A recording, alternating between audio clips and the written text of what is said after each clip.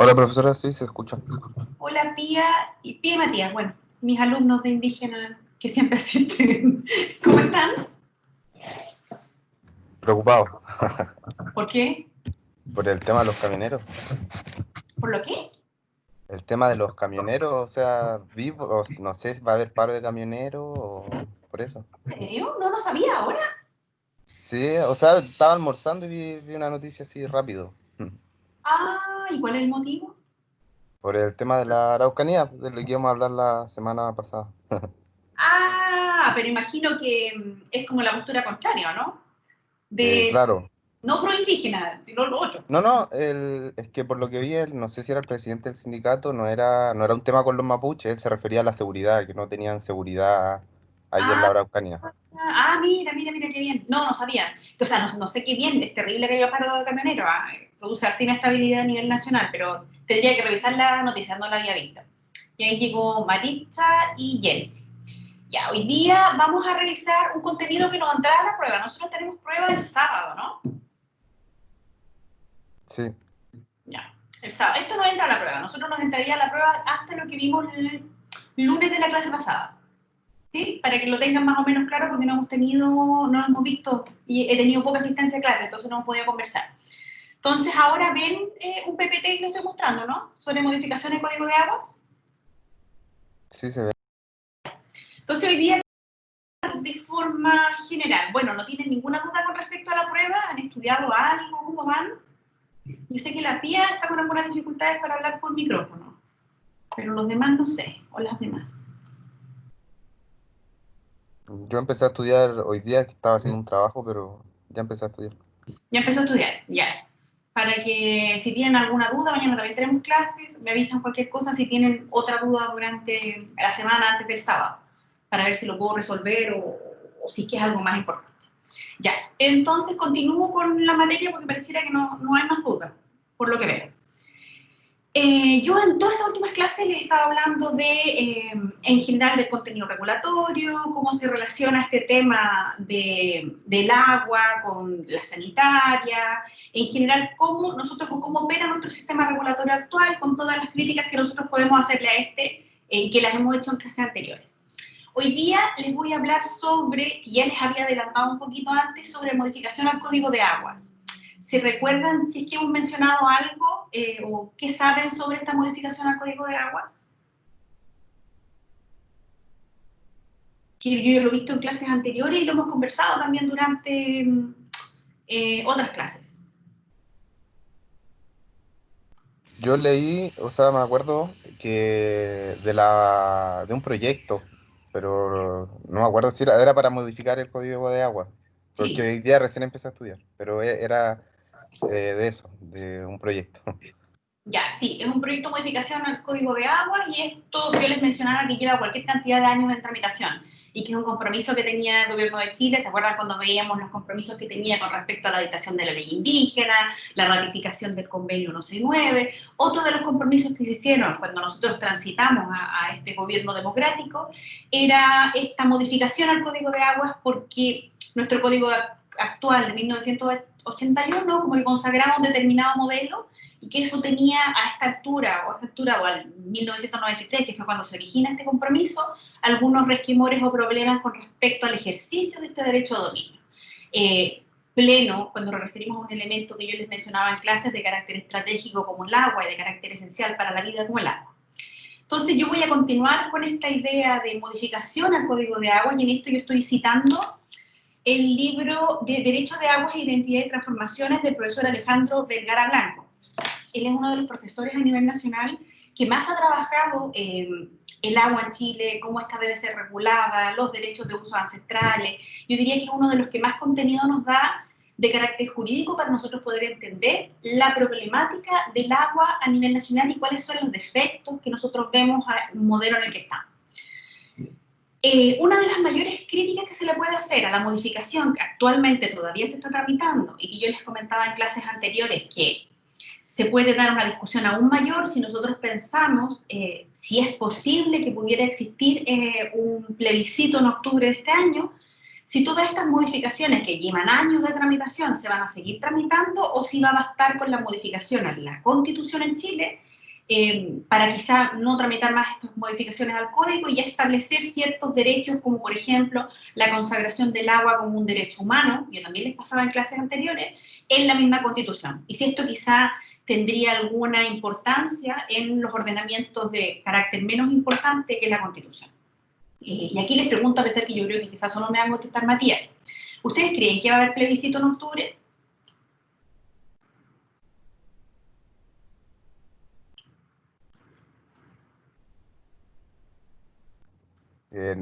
Por la situación es difícil, pero no sé, habría que... Porque por ahora seguimos cuarentena, por ejemplo, en la región, veo difícil que se pueda ir a votar. No, no sé cómo iremos a estar en octubre. Ya, Pía me dice que no cree y que lo ve complicado también los Maritza. Y saben, ¿ustedes se imaginan, ustedes creen que se van a bajar en algún momento las cuarentenas en las que estamos viviendo ahora?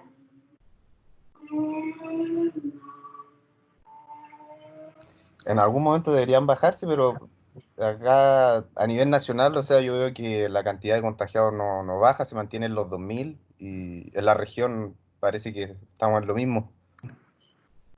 A mí me llegó una noticia más o menos que a mí me preocupó bastante de que existía una posibilidad que bajaran la cuarentena a nivel regional, ya desde terminando la fiesta de San Lorenzo, quizá en unas semanas más, en 1 o 2 semanas, se bajara la cuarentena general, con todas las consecuencias que eso puede tener de carácter grave, por lo que me dice Matías de la cantidad, y yo también creo y he leído, de la cantidad de contagiados que actualmente tenemos.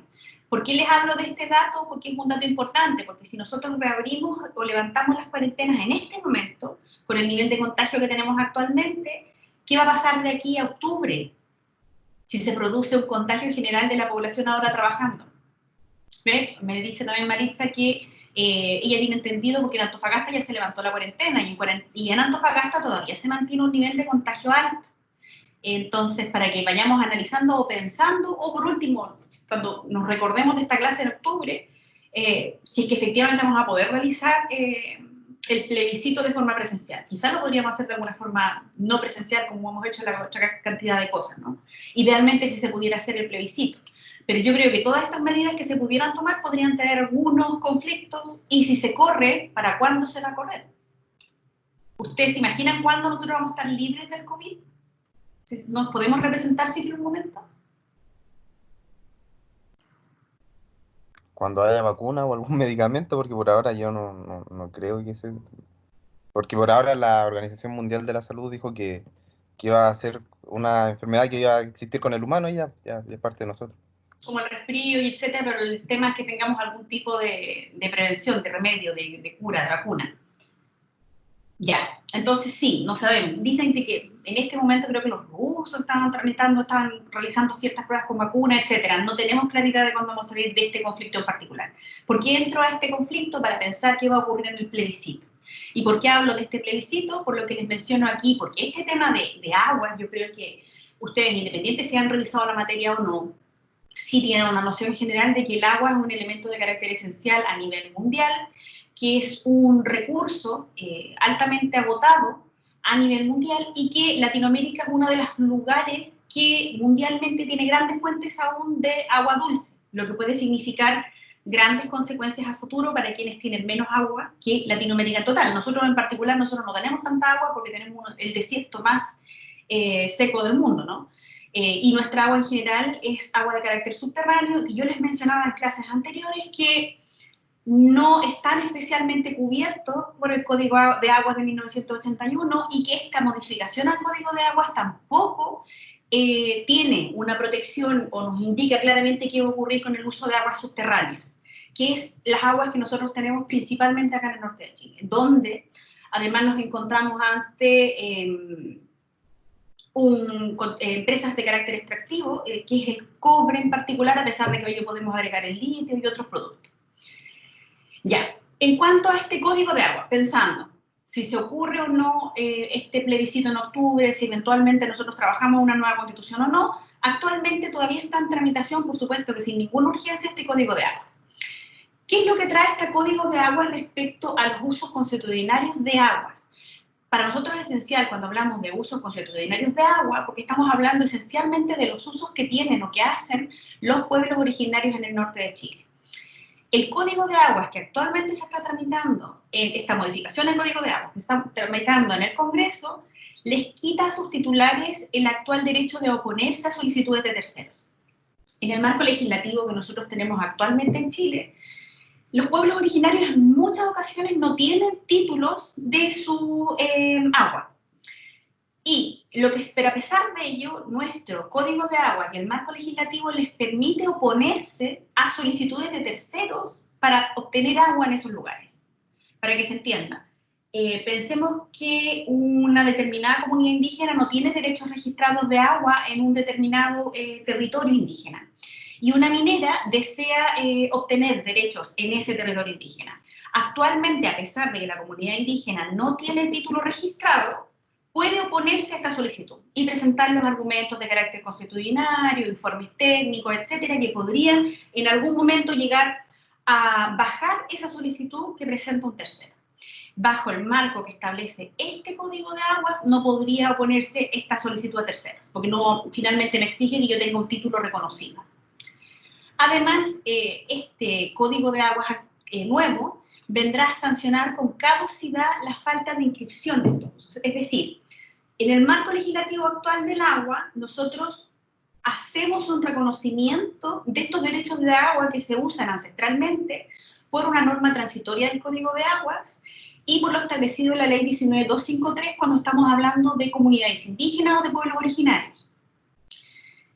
Se respeta esto, aunque no haya inscripción de estos usos. El Código actual de Agua que se está tramitando va a sancionar con la caducidad la falta de inscripción. ¿Sí? ¿Cuál es el argumento que se da para realizar esto? El tema de la seguridad jurídica, etc. Todo esto tiene una gran discusión, sobre todo si nosotros pensamos en la cuenca hidrogeológica del Tamarugal. ¿Se recuerdan algo de lo que yo he conversado sobre la cuenca hidrogeológica del Tamarugal? ¿O cuál sería el principal problema que se podría originar con esta caducidad por la falta de inscripción? Y les voy adelantando preguntas de la prueba porque probablemente solo voy a preguntar en la prueba. ¿Se recuerdan qué pasa en Tamarugal?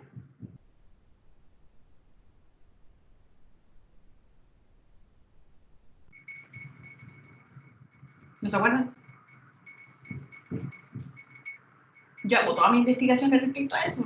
¿Qué es lo que pasa con la cuenca hidrogeológica del Tamarugal? La cuenca está cerrada, gracias Jessy, vaya. Sí.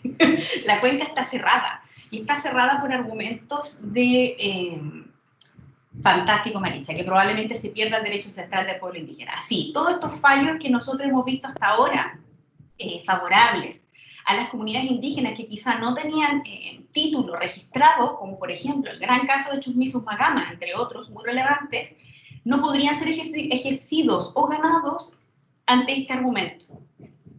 Porque finalmente, cuando ellos argumenten que ellos hacen usos ancestrales de estas fuentes de agua, se les va a sancionar con la caducidad por falta de inscripción. Y más aún, lo más complejo es que si ya pensemos que se está tramitando este código, ellos saben que se les va a tramitar esta caducidad por falta de inscripción, pero como la cuenca está actualmente cerrada, les es imposible inscribir. Entonces, de esta forma, nosotros es sumamente perverso el sistema en el aspecto de que yo le prohíbo inscribir derechos de agua porque la cuenca está cerrada por razones de que nos queda poca agua, y a la vez establezco un código de aguas que va a establecer la caducidad por la falta de inscripción. Entonces, no le permito inscribir, a pesar de que existe la intención de inscripción, y por otra parte, sanciono con caducidad. Para que vean cuál es el gran conflicto que se da y que, de hecho, a la hora de estar tramitando este proyecto de modificación de aguas, las comunidades indígenas aymaras lo presentaron ante el Congreso y por lo menos manifestaron este gran conflicto que tiene este Código de Aguas. Y el que no hace, otra crítica que uno puede hacer a este Código de Aguas nuevo, es que tampoco hace ninguna distinción o tratamiento distinto favorable para las comunidades indígenas, lo que debe hacer en virtud del Convenio 169, entre otros instrumentos de carácter internacional que nosotros hemos estudiado hasta esta parte.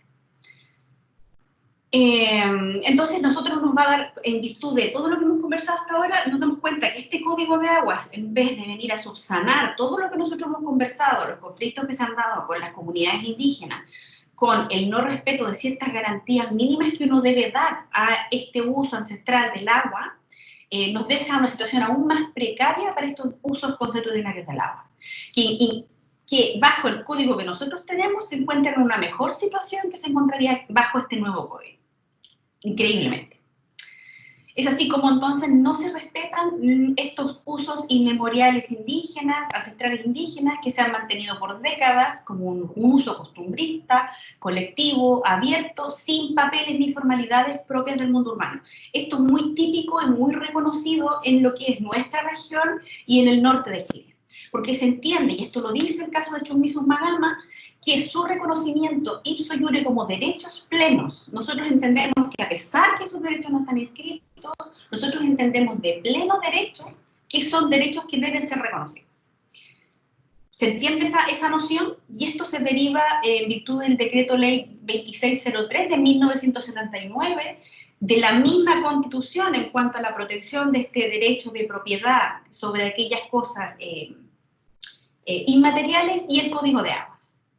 Todo este marco jurídico actual, que ya es muy deficiente, me da este reconocimiento de pleno derecho, de estos derechos plenos, a pesar de no estar inscritos.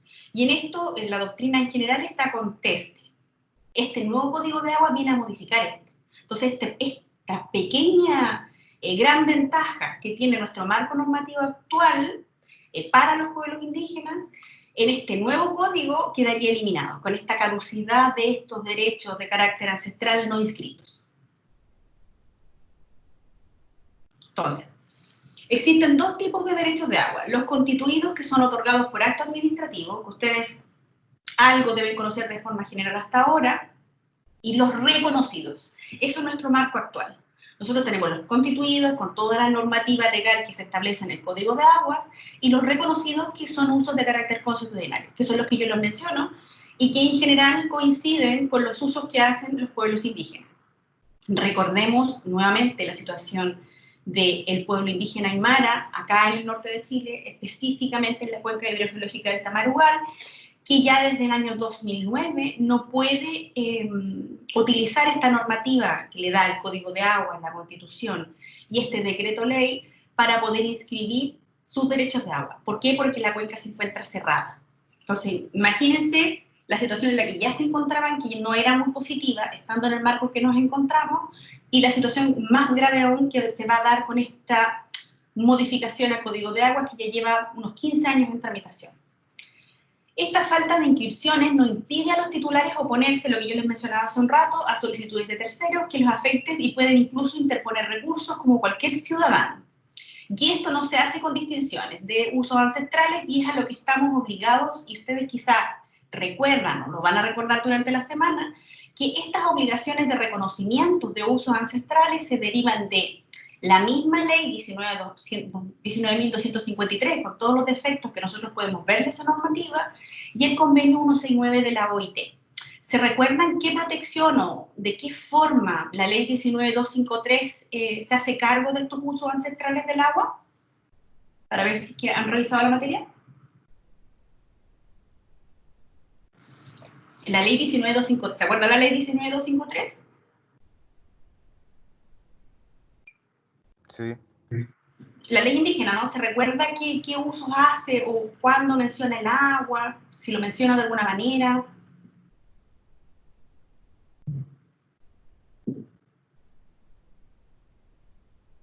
O sea, me acuerdo que establecía, por ejemplo, el área de desarrollo indígena y esas cosas. Sí, pero tiene una normativa específica donde se hace cargo de este recurso natural, como me dice Maritza muy bien. Lo reconoce como un recurso natural y da una posibilidad de reconocimiento, y de hecho no solo eso, sino que llama a la DGA a ocuparse a inscribir estos derechos de uso ancestral de los pueblos indígenas. Específicamente con respecto al pueblo aymara, recuérdense que en Chile solo pueden ser dueños de las aguas en virtud del artículo, de la ley 19.253, el pueblo indígena aymara y los licanantay a nivel nacional. que tiene que ver con este acuerdo de nuevo imperial. Nosotros los conversábamos dentro de las primeras clases. Les recomiendo que si van a estudiar esta semana indígena, cuando estudien tengan a mano tanto el apunte como la clase en particular. ¿Sí? Eso les va a ayudar bastante porque van a estar estudiando y van a ir viendo los contenidos o aquellas cosas que nosotros fuimos viendo en clases. Se lo recomiendo porque por lo menos yo lo hago así cuando estoy estudiando, lo estoy revisando. O sea, para que lo vean, vayan tomando nota, o les ayude un poquito a retener ciertas ideas que quizá en este momento no se acuerdan tanto porque sé que están con hartas evaluaciones. Y en virtud del convenio 169, ¿se acuerdan que conversamos nosotros en virtud del convenio 169 con respecto al agua o cuando hablamos de los recursos naturales de los pueblos indígenas en el convenio 169? Y eso estaba dentro de, no sé si en las primeras clases, pero hace un tiempo en Derecho Indígena. ¿Se recuerdan de qué forma, cuando hablamos de este marco jurídico internacional, el convenio 169 se hace cargo de esto? O en la exposición que yo hice sobre el derecho humano al agua, que también hice una clase al respecto con ustedes.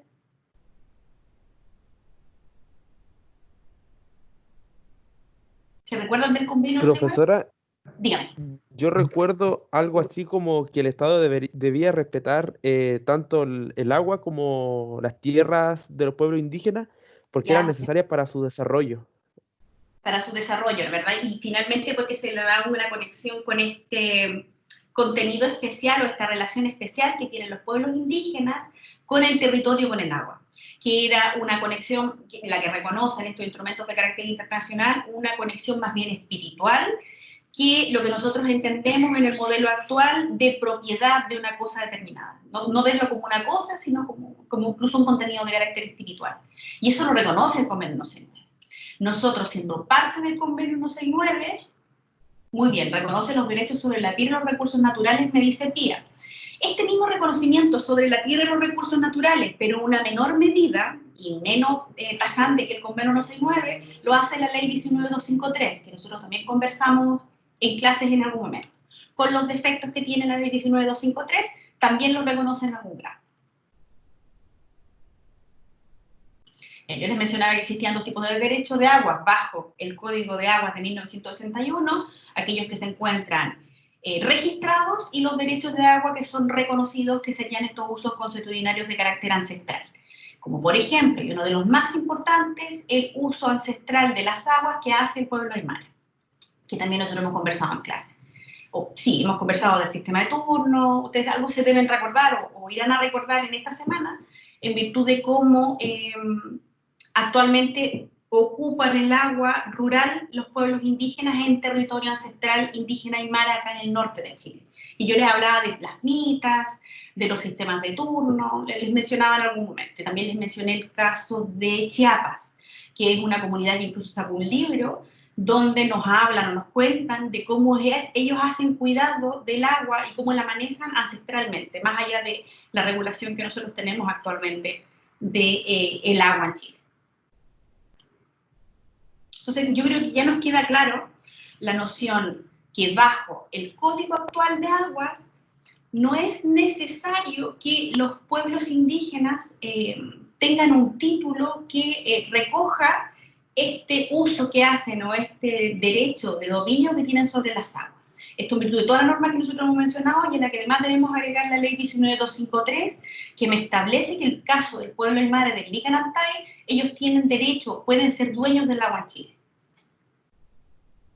¿Cuál es el motivo jurídico detrás de esta normativa? ¿Cuál es la razón o sustento que nosotros encontramos para esta normativa? Es el uso inmemorial o ancestral, usualmente en torno a la comunidad de aguas. Y cuando nosotros lo argumentamos ante tribunales, este es el argumento que se da. Uno, cuando no tiene un título inscrito y quiere objetar la acción de un tercero en esta fuente de agua o en esta agua, se argumenta por parte de las comunidades indígenas este uso inmemorial ancestral y se argumenta o se sostiene con informes técnicos que me dan todo este sustento que yo les mencionaba de este uso inmemorial o ancestral. Pueden ser informes antropológicos, el mismo libro que yo les mencionaba en el caso de Chiapas, nos sirve de sustento también la forma en que lo trató nuestra Corte de Apelaciones acá en Iquique en el caso de Chumbice-Humagama, que nosotros hemos conversado someramente en clase. Entonces, bajo este nuevo Código de Aguas que yo les menciono, esta seguridad de estos derechos costumbristas que nosotros teníamos en este reconocimiento que nos hacía la ley a este factum de este uso ancestral de las aguas de forma continua, se ve vulnerado por este Código de Aguas, porque este proyecto lo hace de forma expresa, priva este derecho constitucional a la defensa de este derecho ancestral del agua cuando no está inscrito. Dado que la falta de su inscripción, los titulares no podrán oponerse a las solicitudes de terceros. Y yo les mencionaba ya que esto es aún más conflictivo cuando hablamos de la cuenca hidrogeológica del Tamarugal. Este derecho sobre las aguas, sí van a poder ejercer los titulares de derechos constituidos, cuyos títulos siempre se encuentran inscritos. ¿Quiénes en general van a tener inscritos los derechos de agua acá en el norte de Chile? Las mineras son las que más derechos de agua tienen en el norte de Chile. Estuve viendo una exposición de la profesora Arancillañez que puso en un seminario sobre el agua que se están dando en la Universidad Arturo Prat, no sé si alguno tuvo la oportunidad de verlo, donde ella mencionaba, no sé si es tan efectivo ese número, ¿no? Pero ella mencionaba que en un universo de la cantidad de aguas inscritas en el norte de Chile, un 60%, dijo ella, era de las mineras.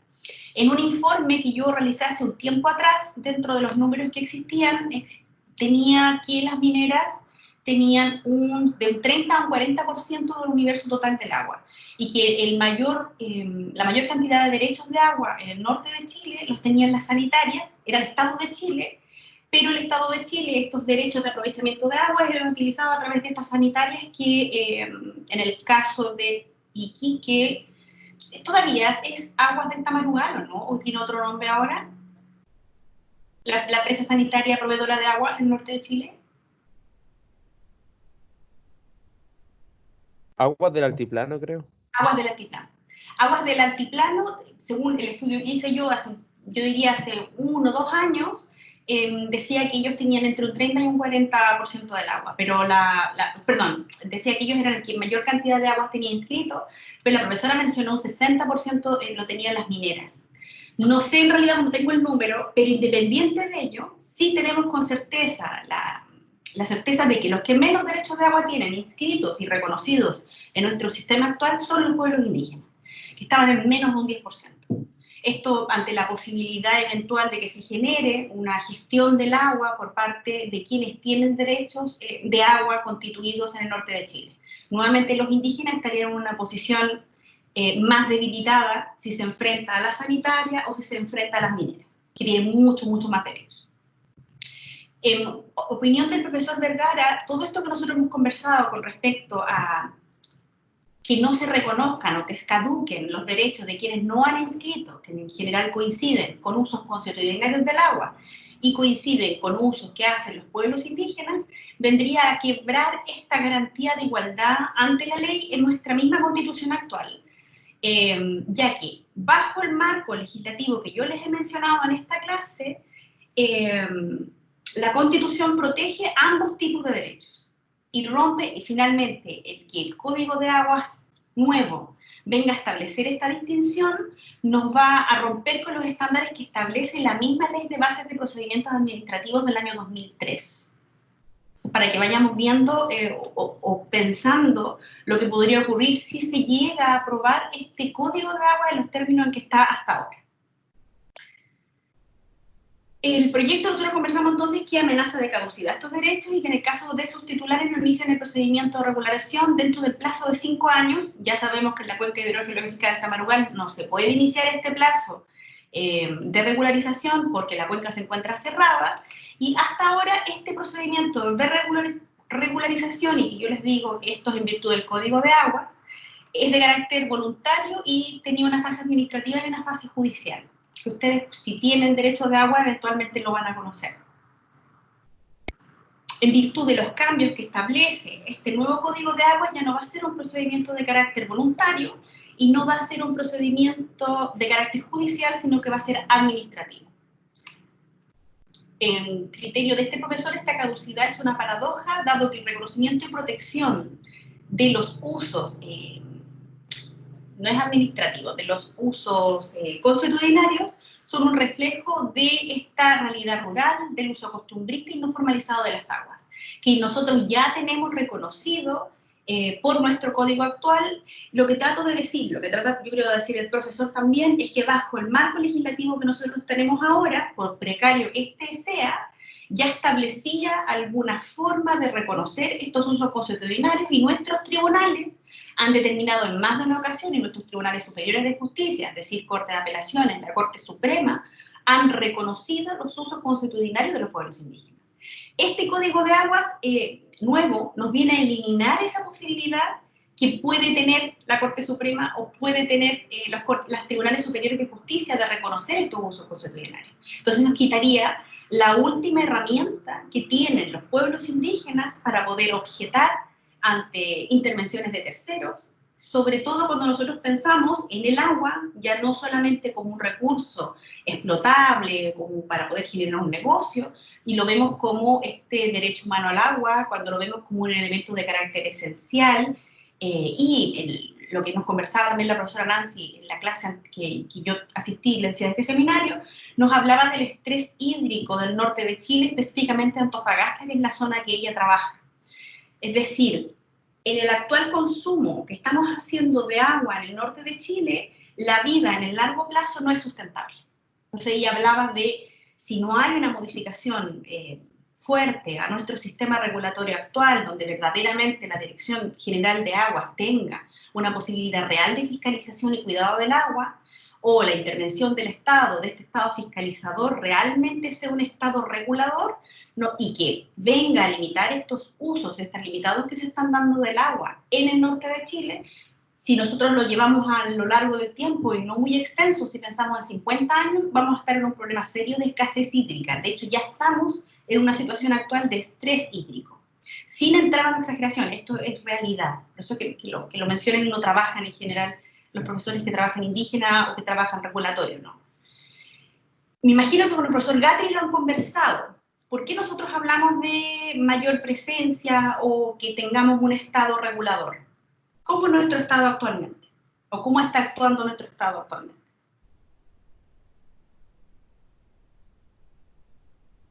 Porque tuvieron prueba con Gatri ya, ¿no? Sí. No sé si debía saber.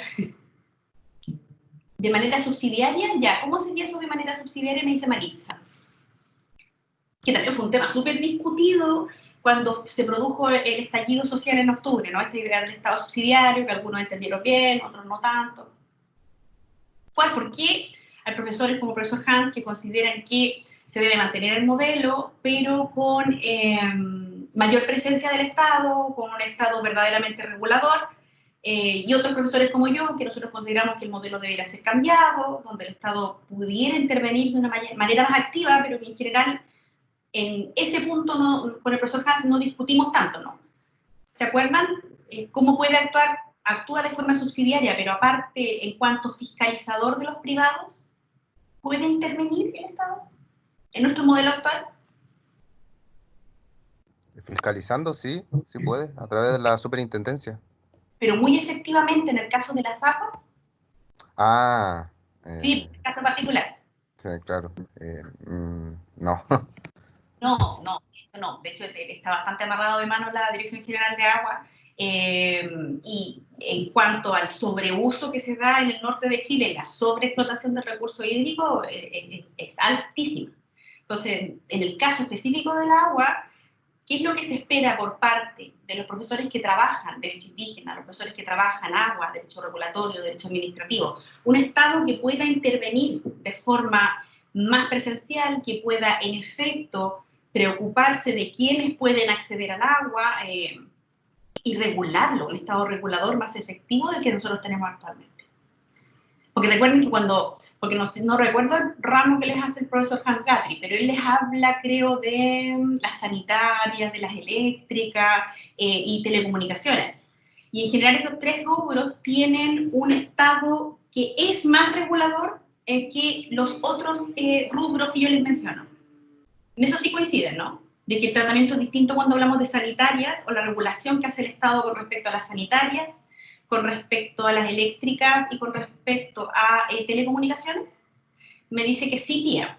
Recuerden que en este caso, estos tres rubros que yo les menciono, la intervención del Estado es mayor. De hecho, el marco en el que se pueden mover estos tres rubros es bastante más restringido y bastante más cubierto por el trabajo que hace la misma superintendencia.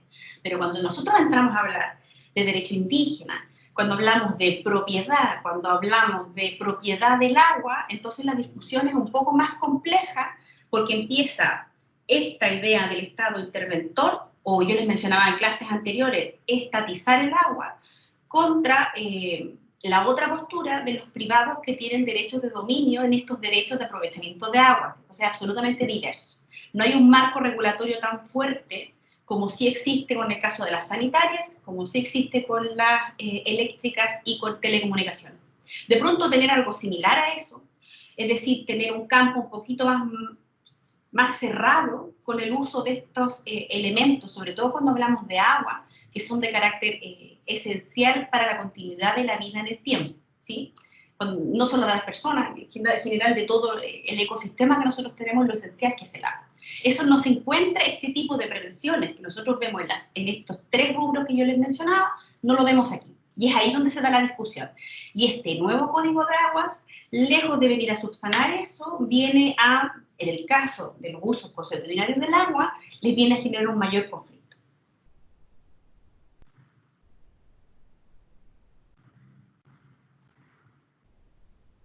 Ya. Otros temas importantes que uno puede ver cuando hace observaciones de este proyecto de reforma al Código de Aguas. Referente a la consulta previa, libre e informada y el consentimiento previo, libre y informado, no existe una consagración especial en el nuevo Código de Aguas, a pesar de que nosotros nos encontramos actualmente bajo el convenio 169, somos parte del convenio 169 y lo somos ya desde el año 2009. ¿Se recuerdan algo de la consulta y lo que nosotros hemos estudiado de la consulta hasta esta parte? ¿O del reconocimiento de la propiedad ancestral indígena, que son cosas relevantes dentro de lo que hemos estudiado en indígena?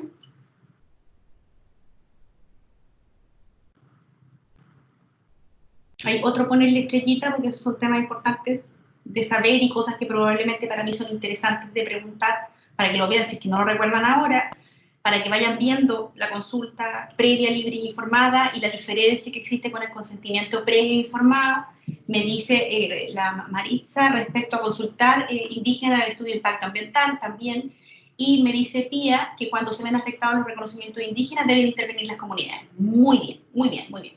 Y recuerden, o vayan pensando para la evaluación y bueno, para eventualmente su ejercicio de la profesión, la importancia de distinguir cuándo yo debo consultar, porque yo les mencionaba que en general cuando hablamos del convenio 169, la gente tiende a centrar toda la discusión del convenio 169 en la consulta, lo que me parece muy bien, ¿no? Que se encuentra regulado en el artículo 6 del convenio 169, pero la consulta es un derecho muy limitado, donde yo lo único que hago es consultar a los pueblos indígenas, quienes se pueden oponer a un determinado emprendimiento, y este proyecto se puede realizar de todas formas, ¿no? Con esta posibilidad de los estudios de impacto ambiental de carácter favorables.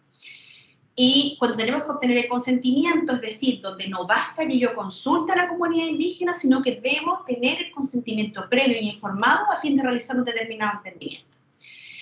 Esto, de la forma en que yo se les menciono, a pesar de estar regulado de esta forma en el convenio 169, no se encuentra regulado especialmente en el Código de Aguas nuevo.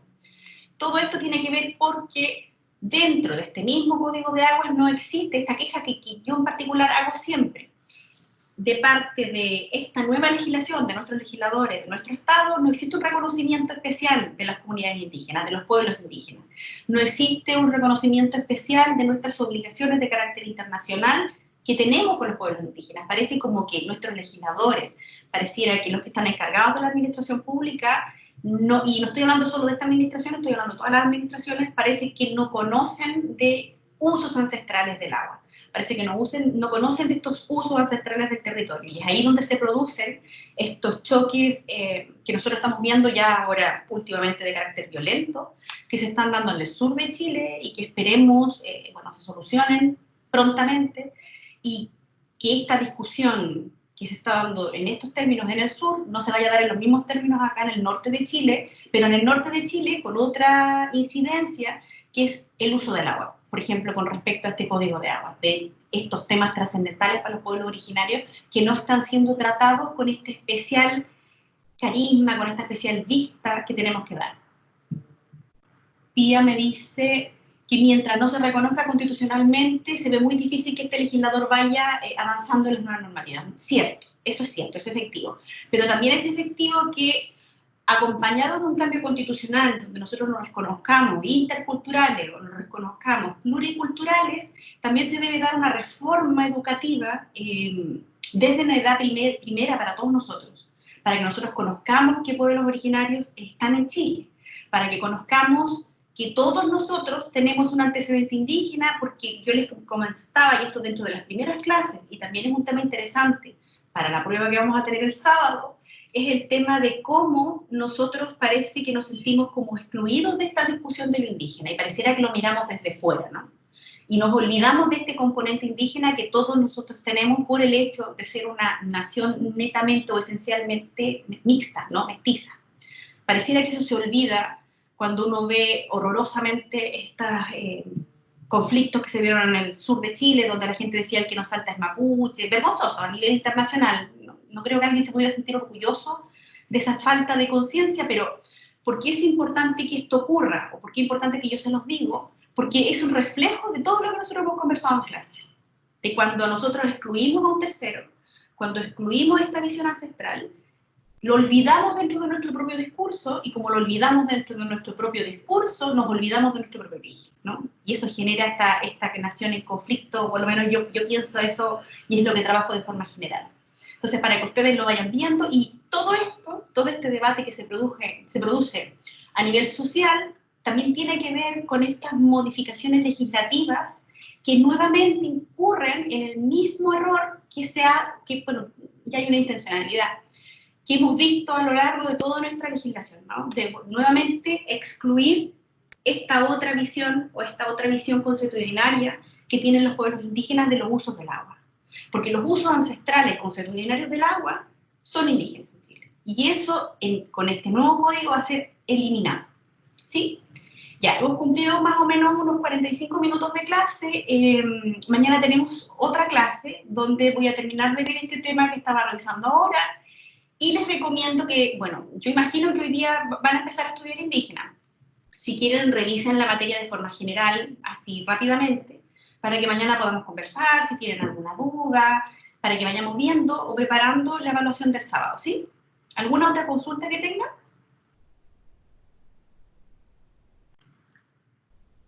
¿No?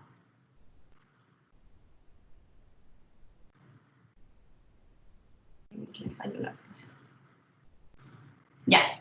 Entonces, los veo mañana a las 15 horas, para que les recomiendo sí que a la noche le den una vista rápida a la materia, para que mañana me puedan hacer cualquier consulta o puedan ver si que algún tema no les haya quedado tan claro, para que lo podamos conversar. Así que nos vemos mañana. Chao. Que les cunda. Chao, profesora. Chao, chao. Chao, profe, que esté bien. También.